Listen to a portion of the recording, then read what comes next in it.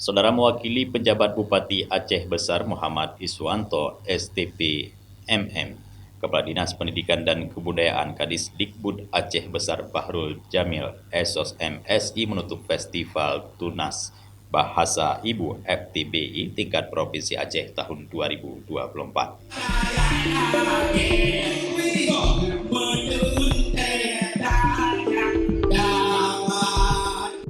Kegiatan ini berlangsung di Hotel Ayani, Kota Banda Aceh, Selasa 19 November 2024 malam.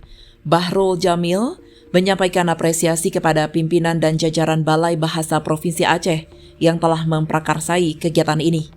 Ia juga mengucapkan terima kasih kepada semua pihak yang telah berpartisipasi dan bekerja keras, sehingga festival ini dapat terselenggara dengan baik dan sukses sesuai harapan bersama. Dari Aceh Besar, Tim Liputan Aceh TV melaporkan.